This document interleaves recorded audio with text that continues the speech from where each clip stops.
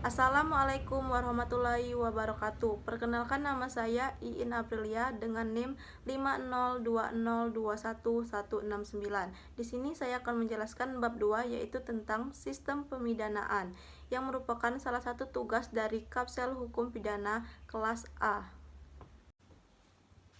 Baiklah, yang pertama, A. Sistem pemidanaan di Indonesia. Usaha yang dilakukan oleh negara Indonesia dalam mencapai pembaruan hukum pidana dimulai sejak awal berdirinya negara Republik Indonesia, yaitu pada tanggal 17 Agustus 1945.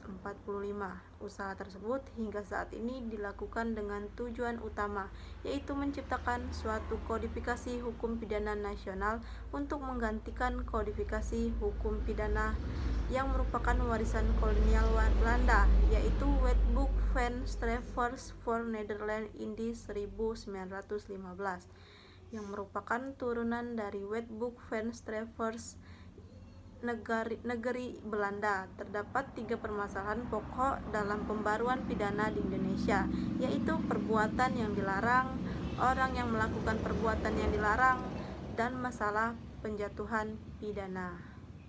Baiklah, selanjutnya dilanjutkan dengan pengertian pemidanaan secara luas. Menurut LHG Hulsman, pengertian sistem pemidanaan sangatlah luas. Sistem pemidanaan adalah aturan perundang-undangan yang berhubungan dengan sanksi pidana dan pemidanaan. Pemidanaan secara luas adalah sebagai salah satu proses pemberian atau penjatuhan pidana oleh hakim. Maka dapat dikatakan bahwa sistem pemidanaan mencakup keseluruhan ketentuan perundang-undangan yang mengatur bagaimana hukum pidana ditegakkan atau diselenggarakan secara konkret sehingga seseorang dijatuhi sanksi hukum pidana.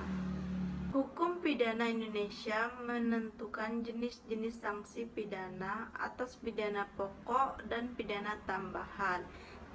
Hal tersebut secara tegas dirumuskan di dalam pasal 10 KUHP yang berbunyi, pidana terdiri atas: yang pertama, pidana pokok yang terdiri dari pidana mati, pidana penjara, pidana kurungan, pidana denda, pidana tambahan, pencabutan hak-hak tertentu. Yang kedua, perampasan barang-barang tertentu. Yang ketiga, pengumuman putusan hakim. Kemudian pada tahun 1916 dengan Undang-Undang Nomor 20 Tahun 1946, hukum pidana Indonesia mengenal satu jenis pidana pokok yang baru, yaitu pidana tutupan. Pidana penutupan ini pada hakikatnya adalah pidana penjara.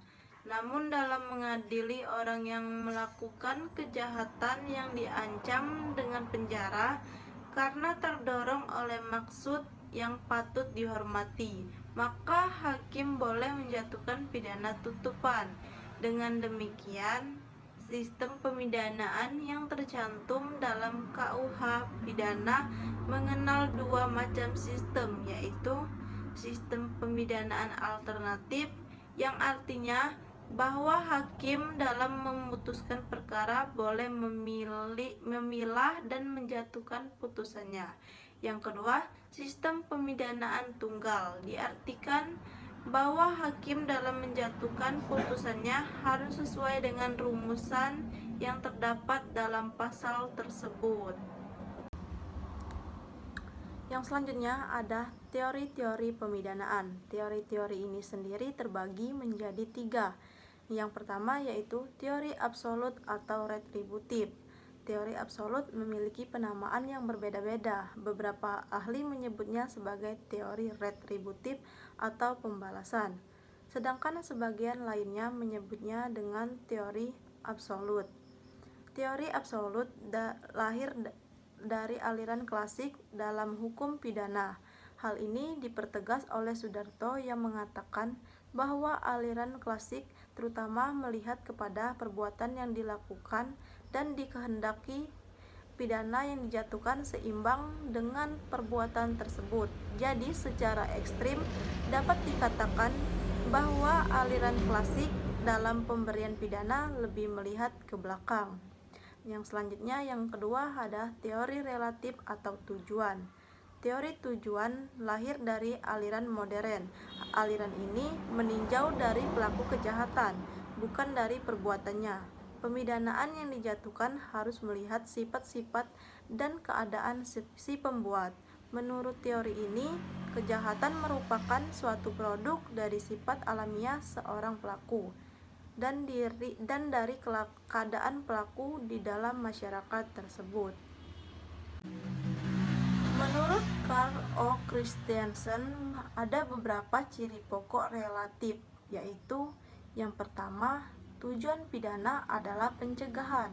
Yang kedua, pencegahan bukan tujuan akhir, tetapi hanya sebagai sarana untuk mencapai yang lebih tinggi, yaitu kesejahteraan masyarakat. Yang ketiga, hanya pelanggaran hukum yang dapat dipersalahkan kepada pelaku saja, misalnya kesengajaan atau kelalaian yang memenuhi syarat untuk adanya pidana. Yang keempat, pidana harus ditetapkan berdasarkan tujuannya sebagai alat pencegahan kejahatan. Yang kelima, pidana melihat ke depan atau bersifat prospektif. Ia mengandung unsur pencelaan maupun unsur pembalasan yang tidak dapat diterima bila tak membantu pencegahan kejahatan untuk kepentingan kesejahteraan masyarakat. Nah, selanjutnya ada beberapa bentuk teori tujuan. Yang pertama, tujuan pemidanaan memberikan efek penjeraan dan penangkalan.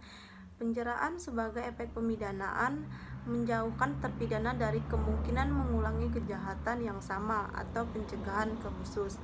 Yang kedua, adapun tujuan dari penangkal, yaitu pemidanaan berfungsi sebagai contoh yang mengingatkan dan menakutkan bagi penjahat-penjahat potensial dalam masyarakat atau pencegahan umum. Yang ketiga yaitu teori gabungan. Teori relatif atau tujuan pada dasarnya juga tidak lepas dari kritik, baik secara solen maupun sein. Bentuk tertua pencegahan umum dalam teori tujuan dipraktikkan hingga Revolusi Prancis. Pencegahan umum dilakukan dengan menakut-nakuti orang lain dengan pemidanaan yang dipertontonkan. Terkadang pelaksanaan pidana dijatuhkan dengan sangat keji. Pada zaman Aub Klarung, abad ke-18, pelaksanaan pidana yang keji ini tentunya besar-besaran. Keberatannya terletak pada menggunakan penderitaan orang lain untuk pencegahan umum. Bahkan orang yang tidak bersalah pun dapat dipidana dengan maksud memperoleh tujuan pencegahan umum tersebut.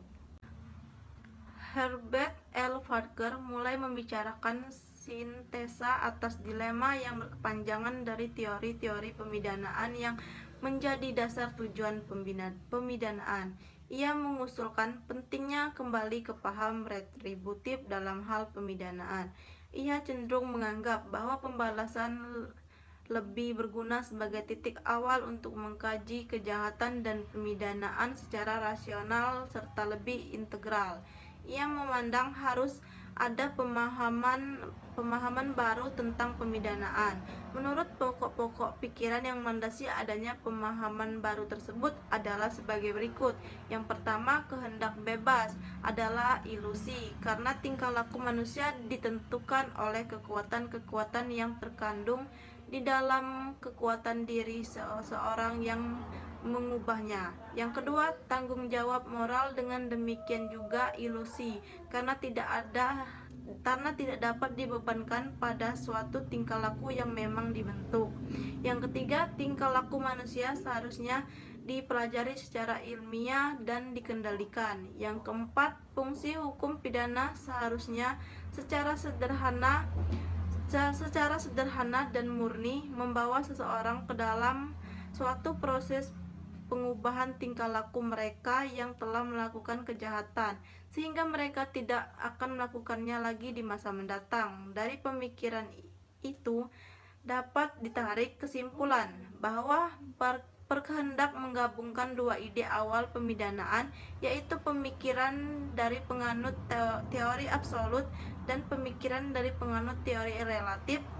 Penggabungan ide pembalasan di satu sisi dan ide perbaikan pelaku dan masyarakat di sisi lain melahirkan teori gabungan.